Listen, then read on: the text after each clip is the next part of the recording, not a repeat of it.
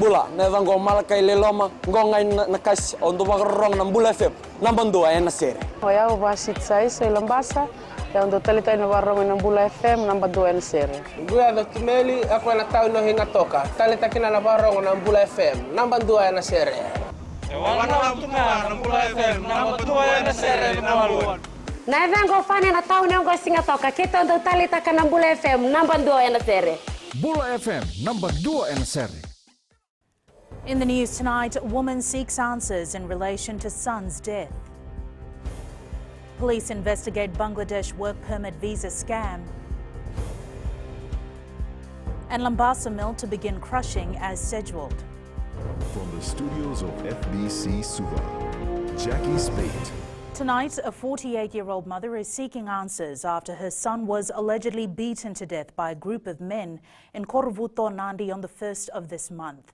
Speaking to FBC News today, Arsen Deliva claimed her son was assaulted. However, the police has stated in its initial report that her son Isikeli Rambuka died after running into an electric pole. But Deliva claims the post-mortem report reveals otherwise. Details with Felipe Naikaso.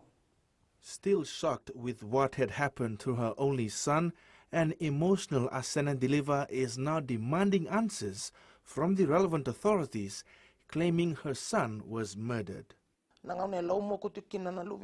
When my son was being beaten up outside a shop in Korvuto, nobody tried to stop it. Even the shopkeeper had been calling the police numerous times, but they did not answer.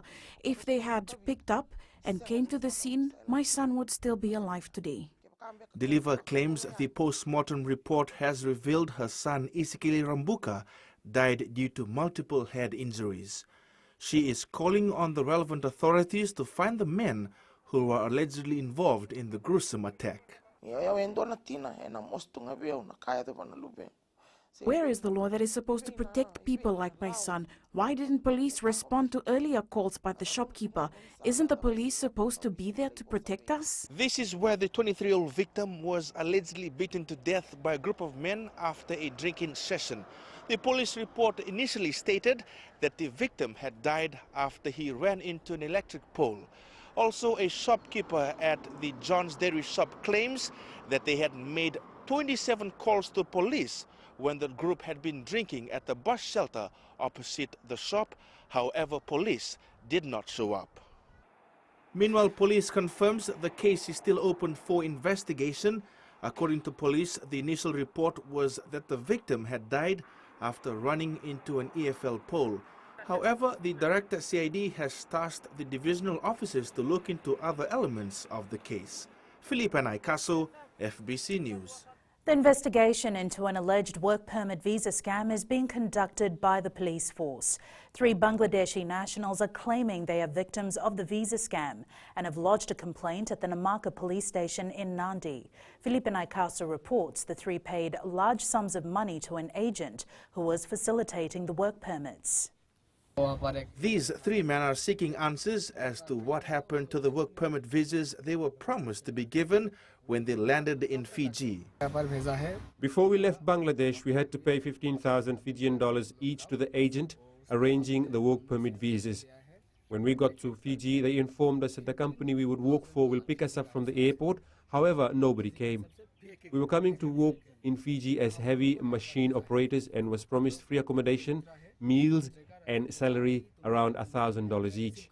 Police spokesperson Anane Soro says the 3 Bangladeshi nationals claimed they paid large sums of money to 4 people for the work visas. She says the 4 suspects are currently on the police radar. The 3 men have been in Fiji since April 16th.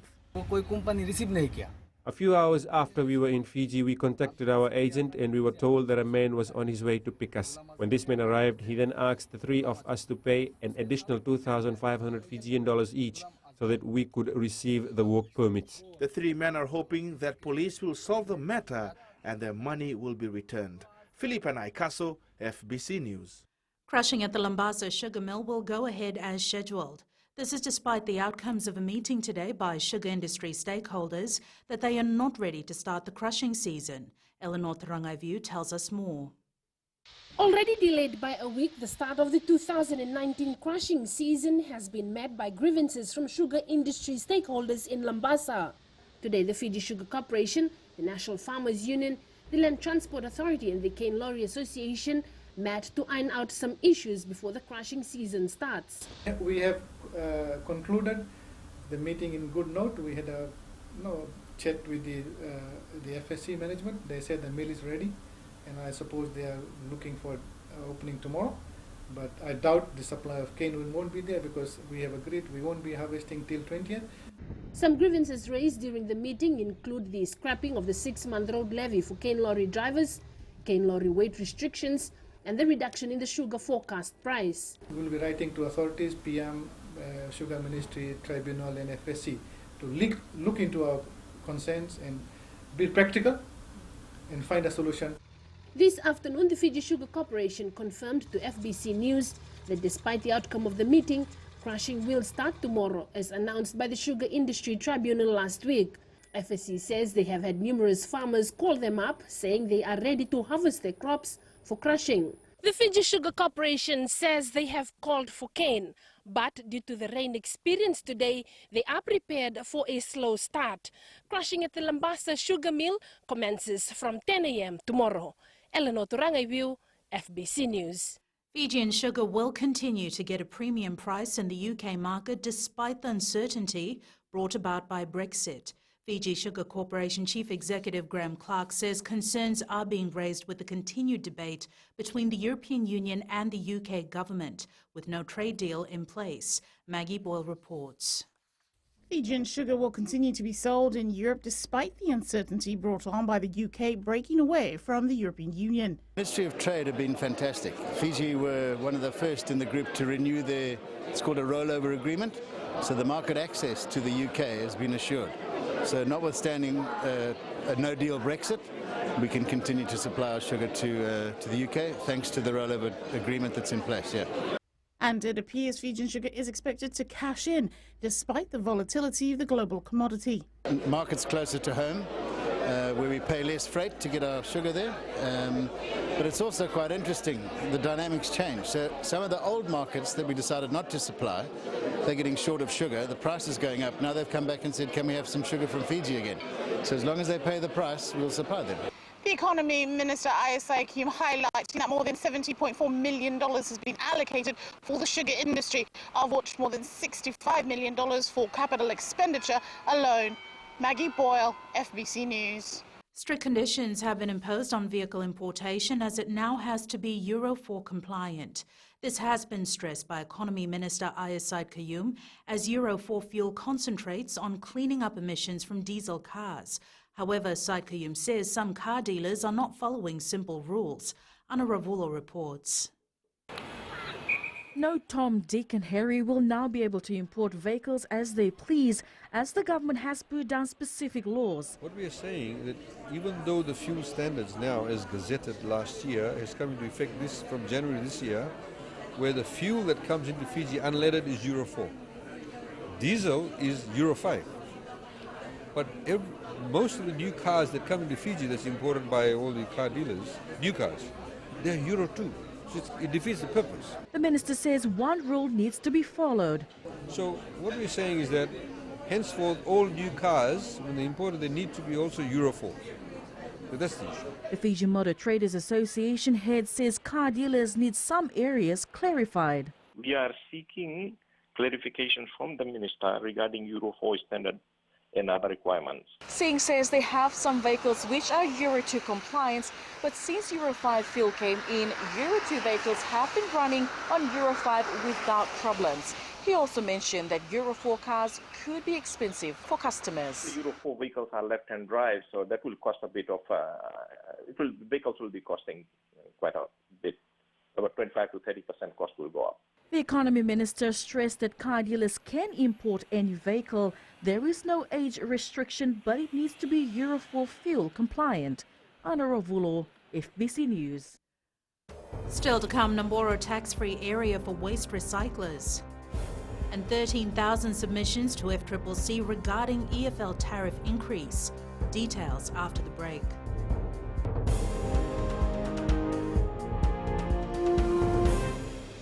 ng Bula FM number 2 na sere. Oya ubasit sai sa Ilambasa, yung talita na warong ng Bula FM number 2 na sere. Guya do tumeli ako na tao no hinga toka. Talita kina na warong ng Bula FM number 2 na sere. Wana tunga ng Bula FM number 2 na sere lumaluan. Na vengo fane na tao.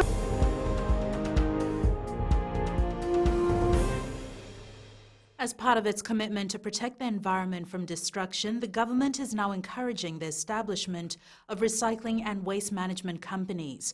A tax incentive package in the new budget is for companies that set up businesses in a tax-free zone to be established at Namboro, a few kilometres outside Suva on the Queen's Highway. Pranita Prakash reports.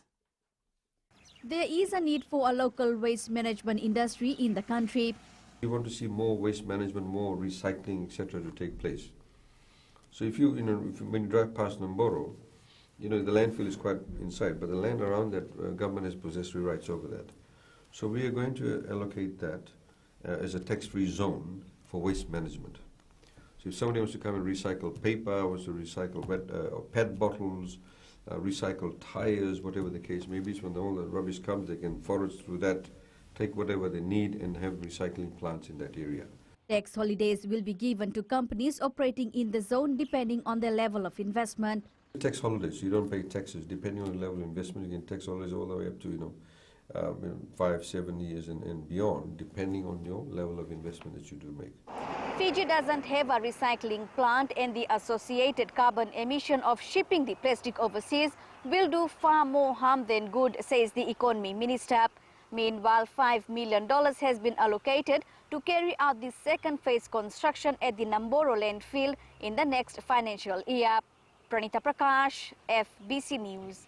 Minister Meriseni Vuniwanga has called for more adequate data collection for poverty alleviation. Speaking at the first ever National Poverty Forum, Vuniwanga says there is an urgent need to compare and contrast information across all stakeholders that work to combat the growing issue. Ali Kimbia with the story.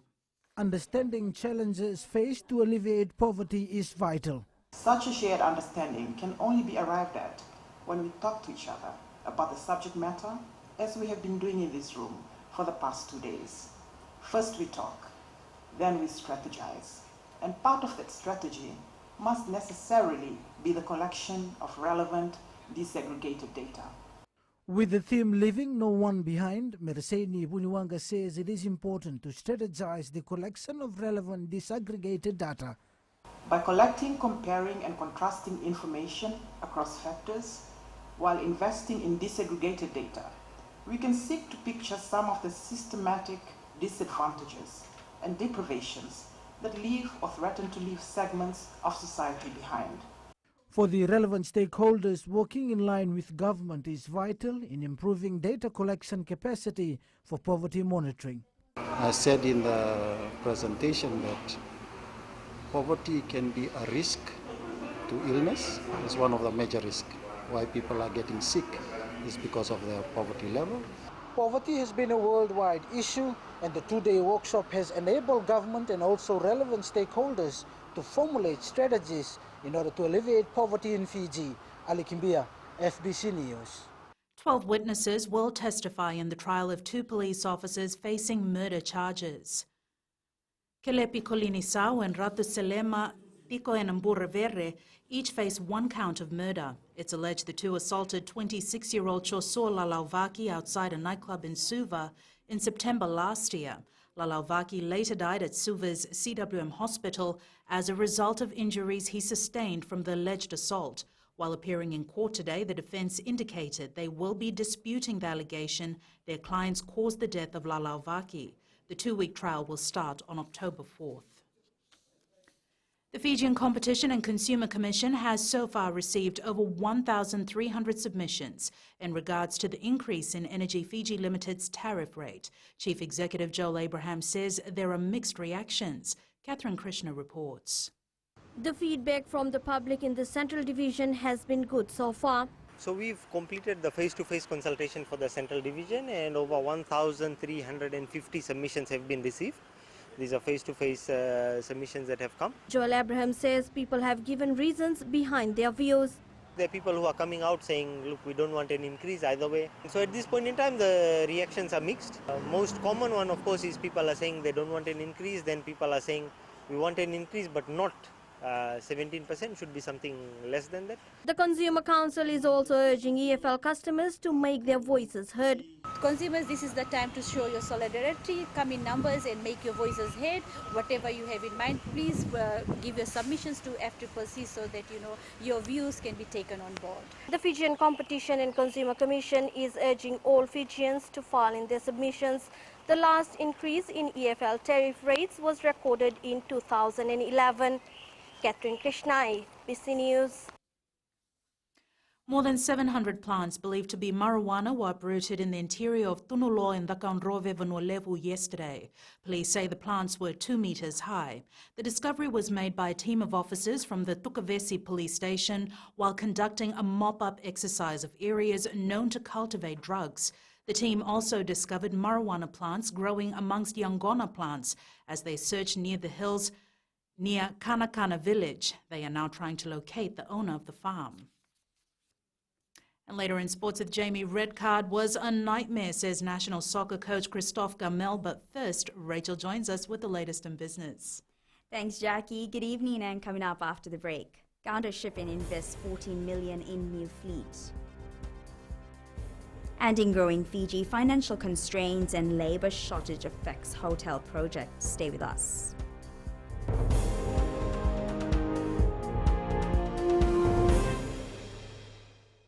For the best classic hits, I only listen to Gold FM here in Singapore. Gold FM, only the classic hits. My name is Seni Rawa. I love listening to Gold FM here in Nosuri. Gold FM, only the classic hits. My name is Dino. I'm from Outrigger, Coral Coast, Singapore. I love listening to Gold FM, only the classic hits. My name is Salote. I love listening to Gold FM here in Nosuri. Gold FM, only the classic hits. Bula, my name is Marida. Gold FM plays the best classics here in Outrigger.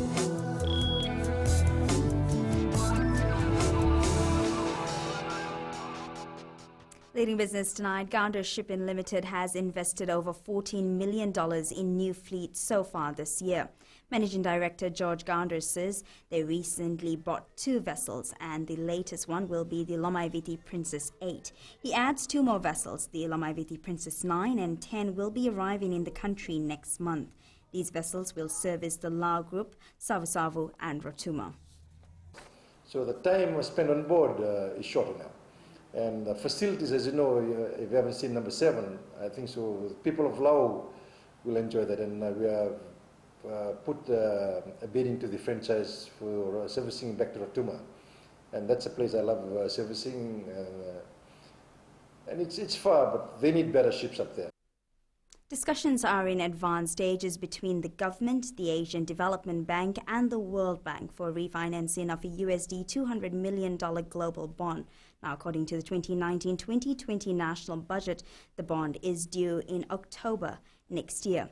Refinancing of the global bond through a policy-based operation will assist in the implementation of various reforms, help reduce the cost of borrowing and minimize refinancing risk. The government says other bilateral partners have expressed interest to participate in this operation.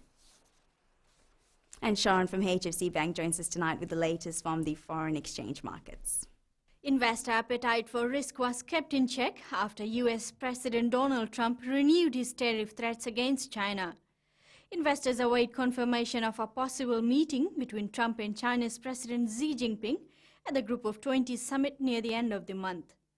Closer to home, the Australian dollar traded at a one-week low before recovering from its losses. Australia's business confidence report released today saw a post-election spike in May. Expectations of a rate cut may have also helped the outlook for businesses. However, according to analysts, the bounce in confidence is likely to be short-lived and overall conditions are unlikely to turn around anytime soon. Elsewhere, the euro was largely unchanged after the European Central Bank's policy discussions on the weekend. The meeting indicated that a rate cut will be firmly in play if the bloc's economy stagnates again after expanding by 0.4% in the first quarter. And that's all from HFC Bank for now. Vinaka.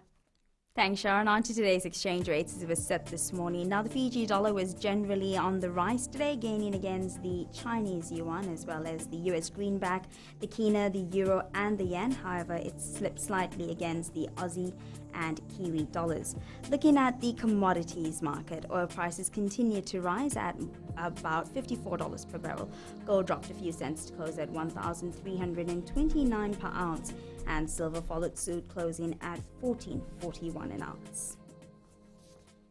And in growing Fiji tonight, the lack of manpower and funding has delayed the construction of 41-room hotel on Gordon Street in Suva.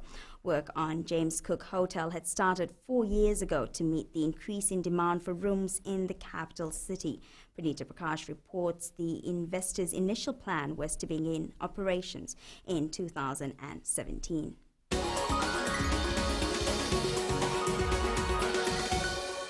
Apart from funding issues, Lambasa businessman and hotelier Paul Jaduram says the shortage of tradesmen has also delayed his new hotel project. Contractor also faced a tremendous challenge in manpower. I know most of the contractors now are facing that, and I believe most of these contractors locally are hiring manpower from Singapore, Bangladesh. So we are facing a big challenge in Fiji as far as workers are concerned. Jaduram now plans to sell this project to an interested investor. We don't have funds to, that much funds to, we need about $800,000. We have someone interested in buying as it ways. They will take the same name if they want to, and I will help them to complete the project. More than $4 million has been spent on the project to date. Once completed, this hotel will create employment for 25 people. Pranita Prakash, FBC News.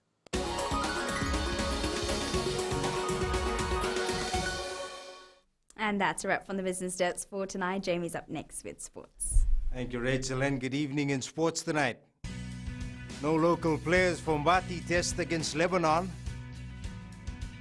And Tuivuaka all set for another season. This and more coming up.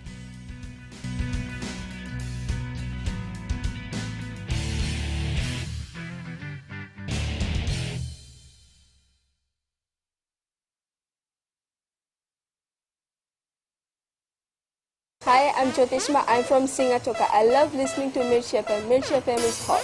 Mirchi FM is #1. I'm Charlene Robert. Mirchi FM rocks in Lambasa. I'm Soname Nasori Jackson. Mirchi FM is hot. My name is Raymond Dutt. I'm a Baba Singh Alliance. Mirchi FM is hot in Lambasa. I'm Kritika from Jax Nasori. I love listening to Mirchi FM here in Nasori. Mirchi FM is hot. Mirchi FM, it's hot.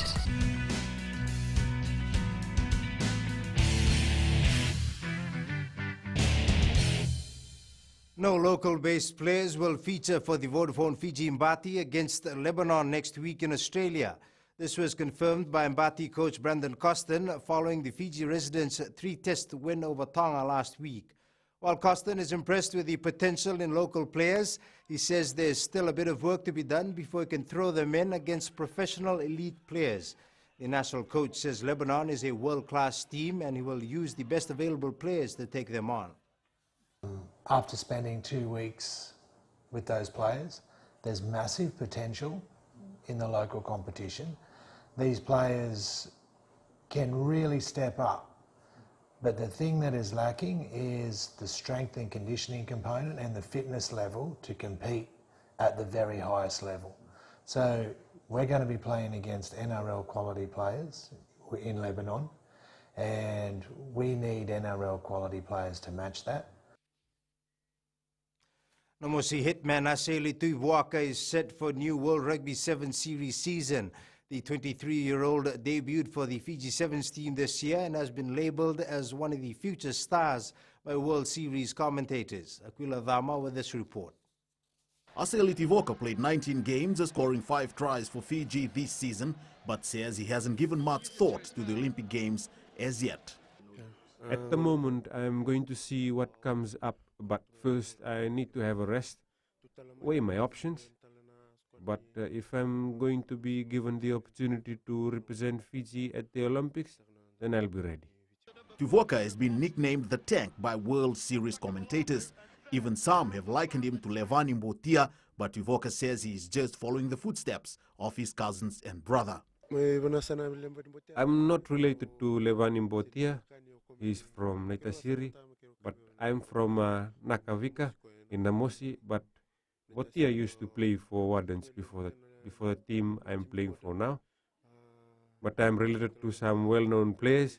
Some are my own family members who have played for Fiji before, like Stefano Dakau, Leonai Kasau, and Ambele Iala Tambua.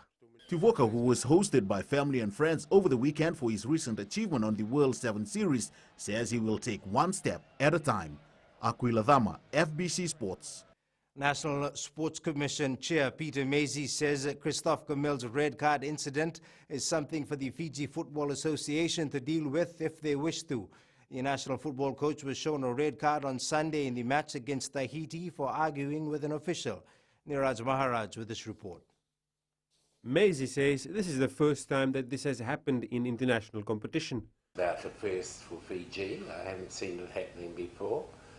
We have frequently had trouble at local level with officials being asked to leave the field.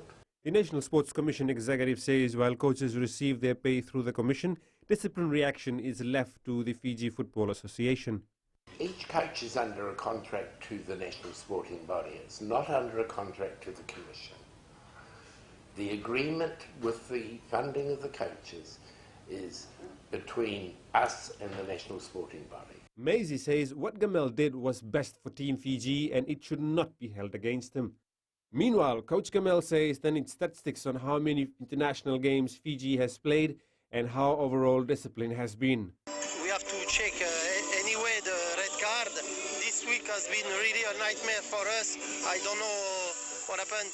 Of course, some they will jump on this to say that Fijians are not disciplined, but check how many international games we have done and check how many red card.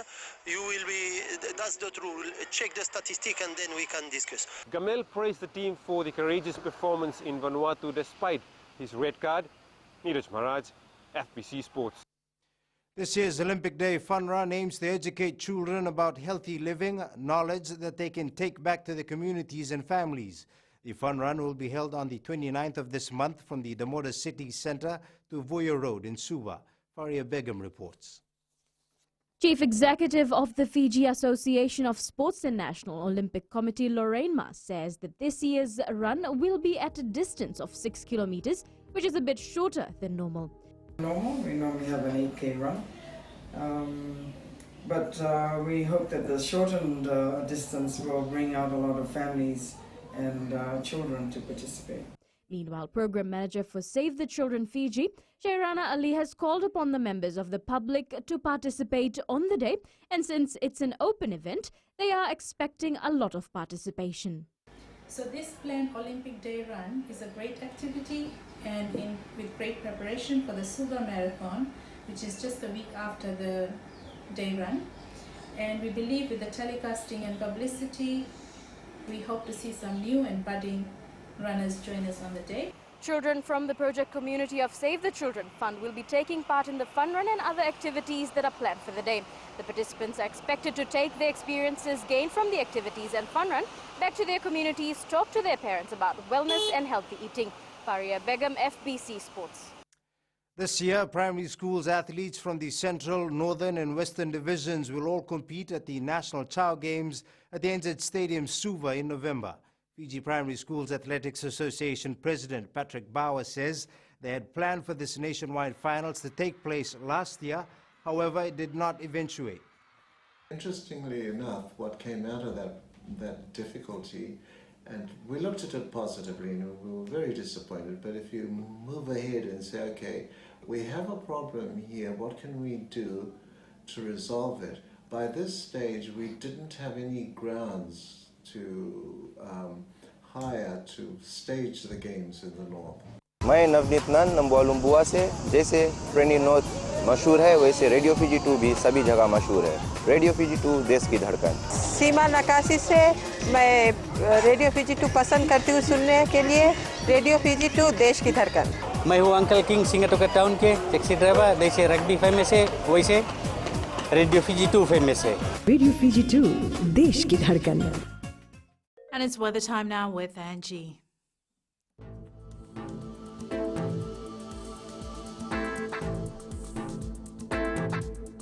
Hello there and welcome to the Weather World. The overcast skies and scattered showers are expected to clear somewhat overnight. Temperatures will be quite cool. A look in the west, rain hit there as well. Probably after some time, it stayed mostly gloomy. Eastwards from Bakhava to Suva, overcast with on and off showers. And up north, very cool with showers in check as well. At sea, easterly winds 15 to 25 knots, moderate to rough seas. For the tides, high tide at 2:02 a.m. with low tide at 8:18 a.m. Sunrise at 6:34.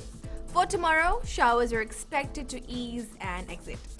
Tomorrow's temps, Savu Savu takes the lead this time at 30 degrees. And looking further on to Thursday, we should have conditions normalizing. And that's all from the FBC Weather World. Jackie. Thanks so much for that, Angie. In Fiji Pulse tonight, we asked, do you think the initiatives announced in the budget for hospitals will improve health services?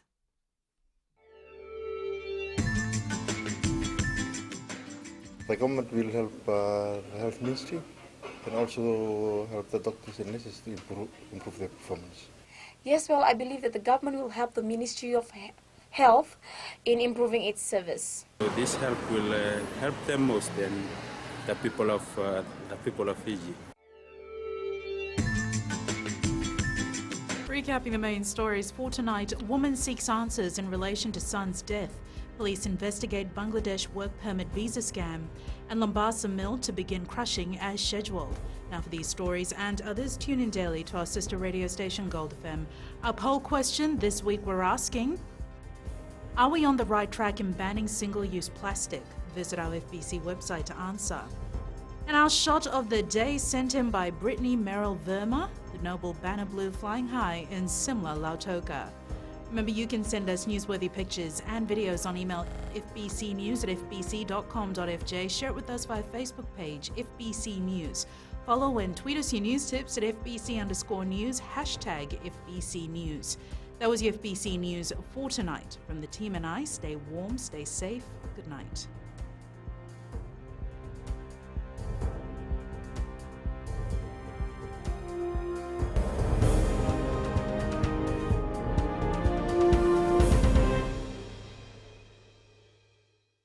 Bula, neva ngo malakai leloma, ngo ngai nakas ondo wakarong ng Bula FM, nambang 2 na sere. Hoya ubasit sai Lambasa, ya ondo talita na warong ng Bula FM, nambang 2 na sere. Gua do tumeli ako na tao no hinga toka, talita kina na warong ng Bula FM, nambang 2 na sere.